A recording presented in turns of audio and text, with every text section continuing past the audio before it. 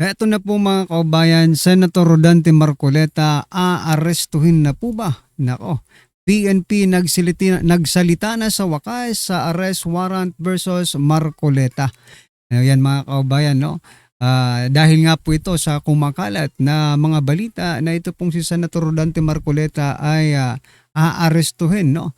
Anumang oras, mga kaubayan. Pero ito po ang naging pahayag ng Philippine National Police. Sabi po nila dito mga karabinate na PNP muling nilinaw na wala pang natatanggap na warrant sa Senator Marcoleta. Ito po ay sa kabila mga kaubayan ng pahayag ni Senator Rodante Marcoleta na maaaring mailabas sa lalong madaling panahon ang warrant of arrest laban sa kanya kaugnay sa reklamong plunder at indirect bribery mga kababayan. So, ayan no, medyo excited lang. Kasi nga po mga kaubayan, no, mayroon pong intel ang ating Senator Dante Marcoleta na siya na po ang isusunod kay Senator Jinggoy mga kaubayan. Kasi si Senator Dante Marcoleta po ang ngayon ang pinakamaingay patungkol po sa flood control.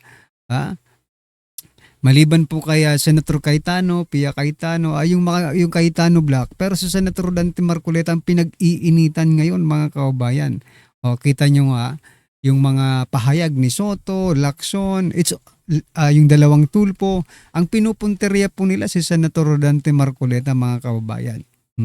Ito po ang naging komento ng ating mga kaubayan patungkol dyan, mga karibin natin. Sabi po dito ni Nicanor, pero paglabas ng Senado, meron na. Aray ko po, parang surprise mga kaubayan. Sabi po ni Yan Villanueva, mauna pa Marcoleta ablabas. How? Kay Joel at Cheese. O nga mauuna pang ma-arresto itong si Senator Dante Marcoleta kaysa po dito kay Joel at Cheese Cudero mga kaubayan. Sabi naman po ni Basig, ang tagal naman, gusto naman makita paano manghuli ng pitbull. Aray ko po. Siguro galit na galit ito kay Senator Rodante Marcoleta itong si Joaquin Basig mga kaubayan. No? Anyway, just support your pero sabi nga, nasa inyo ang kapangyarihan, nasa amin ang katotohanan, di ba? Anyway, sabi po dito ni Jory, hulat lang Jude. Ayan mga kaubayan. Paaresto nyo na Bongbong Marcos para magkaalaman na kung papatay kayo kung milyon na tao nasa lansangan. Ayan mga kasabi po yan ni Keldy. So ayan mga kaubayan. No? Pero eto, may balita po tayo na prepared na. Ang INC is in full support to Senator Marcoleta that they are currently in full alert. Ayan mga kaubayan, naka-full alert na po ang INC. Sabi po ni Muffing Baro, tistingin ninyo, dakop si Senator Marcoleta, di ba masuko na jud ang INC? Ani, wala na jud na mao atong gobyerno karon, correct. Wala na daw hindi na nasa tama, no? Wala sa tama ang ating gobyerno ngayon mga kaubayan kasi kung sino pa ang nagsisiwalat ng katotohanan, siya pa ang pinarurusahan. Ayan, sabi po ni Tata Teng, tingnan natin kung gaano kayo makapangyarihan. Let's try it. Ayan mga kaubayan. Sabi po ni Ray, General Torre will be reappointed as PNP chief. Really? Aba, ano yun? Kainsuka na naman si Torre mga karabin natin. Thank you for the big concern of our fellow Filipino loving that country and taong bayan. Ayan mga kaubayan, no? Talagang marami po ang nagmamahal kay Senator Rodante Marcoleta. At eto nga, sa ibang balita naman mga kaubayan, pasadahan din po natin to kasi importante din po ito Sabi po dito ni President Bongbong Marcos Jr., sana ay mabawasan na yung gutom. Aray ko po. Sana raw ay mabawasan na yung gutom mga kababayan. Sabi po ni President Bongbong Marcos Jr. At sa darating at sana dumating ang araw na wala nang gutom na Pilipino. Aba? Yun naman talaga ang aking pangarap para sa atin. Sabi po ng Presidente. Aba, pangarap lang pala Ha? Alam mo naman lahat ng pangarap mo ay hindi natupad mga kababayan, di ba? Lahat ng pinangako mo sa taong bayan parang wala naman yatang natutupad, President Bongbong Marcos Jr. Oh, sabi po dito ng ating mga kababayan, hanggang pangarap na lang lahat matapos ang 6 years. Aray ko po, ha?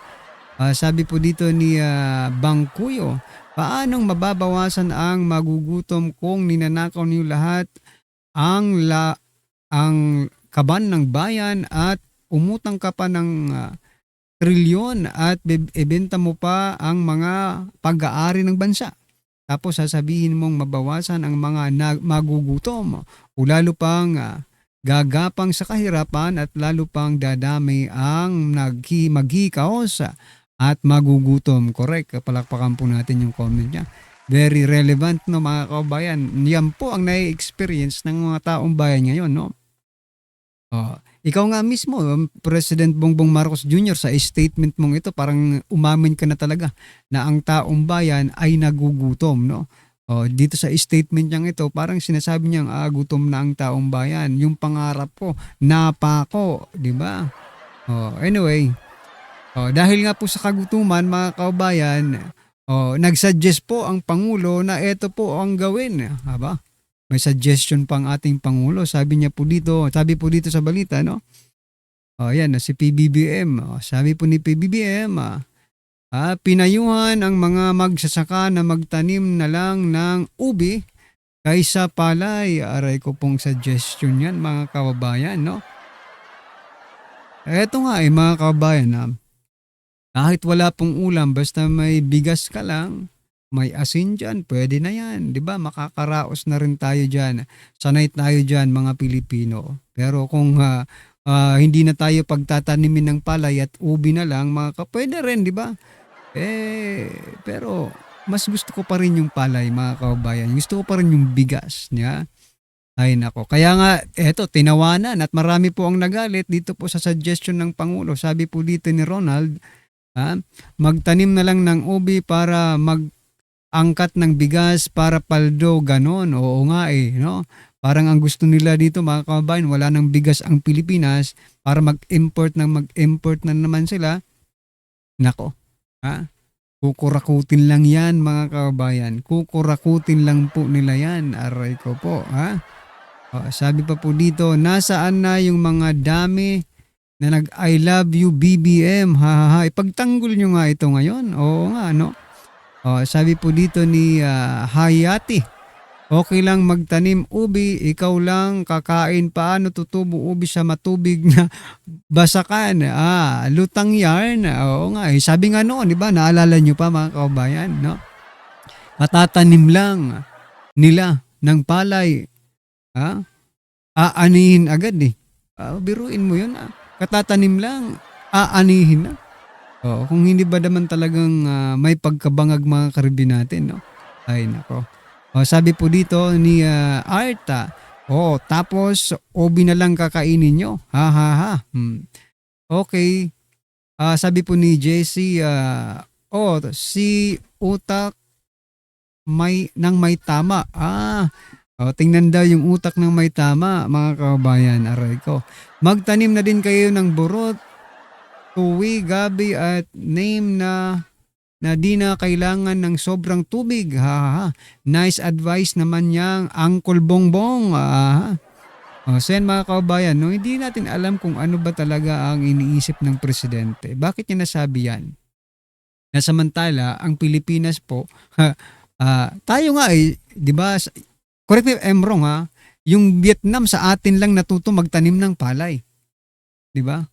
Correct me if I'm wrong sa history ng Vietnam Pero kasi mayroong isang bansa, mga kababayan, na dito lang natuto sa Pilipinas magtanim ng palay. Tapos ngayon, doon na tayo sa kanila umaangkat ng bigas, mga kababayan.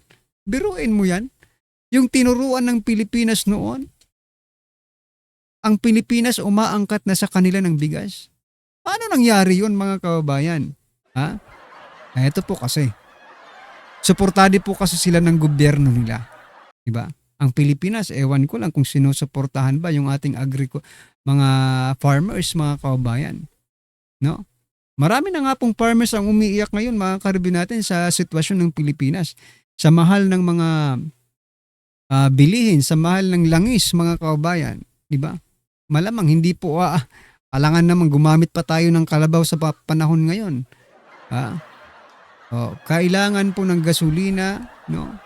Para makapagtrabaho sa bukid mga kababayan. Pero kung ganitong napakamahal po ng gasolina, ay magtanim na lang daw ng ubi ayon sa presidente.